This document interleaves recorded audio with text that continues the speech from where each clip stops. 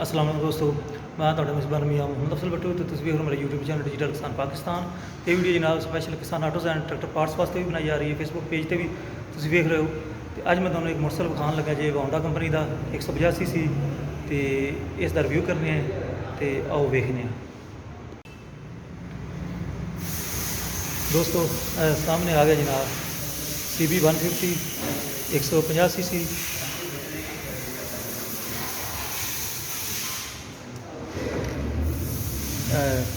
Dashboard check कर लो, metre वगैरह 140 की स्पीड, फ्यूल टैंक की सूई लगी हुई है जनाब, एक्सीलेटर रेस का मीटर,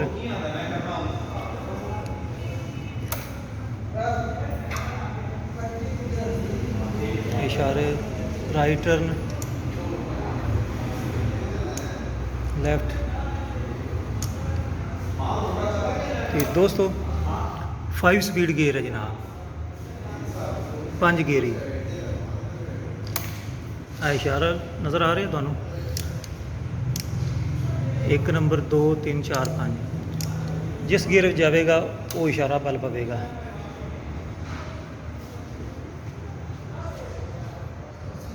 अलाय रिम है ने दोस्तों।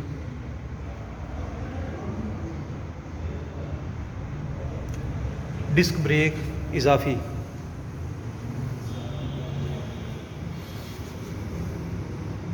एक 150cc इंजन, 2021 मॉडल।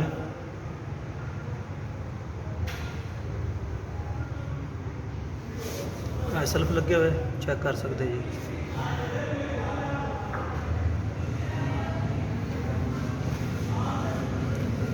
बड़े मजबूत शाख दोस्तों।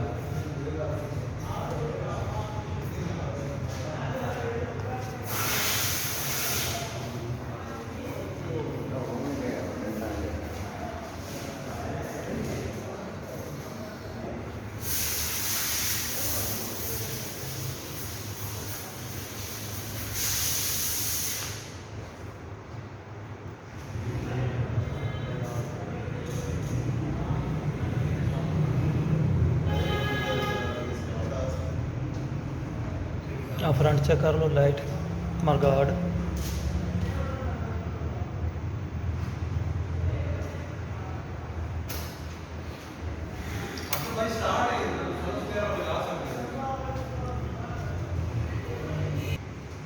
दोस्तों दोनों स्टार्ट करके चेक करवाने जनाब।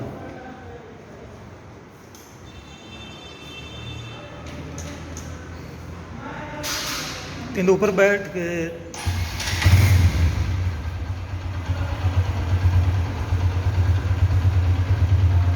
दोस्तों साउंड चेक कर लो जनाब।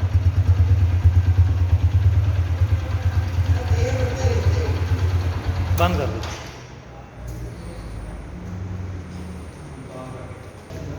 दोस्तों। होंडा का 150cc मोटरसाइकिल वेख लिया है तो इसकी कीमत है जनाब 2,64,000 रुपया। तो जेडे दोस्त शौकीन हजरात है ने उसनूं चुप करके आके खरीद लो।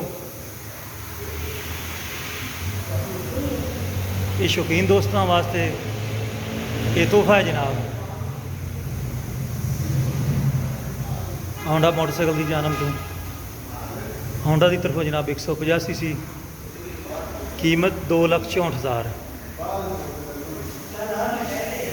तो हुण मैं तुहाडे सारे दोस्तों की इजाजत चाहना। तुहाडा मेज़बान मियां मोहम्मद अफजल भट्टू। अल्लाह हाफिज़। पाकिस्तान जिंदाबाद।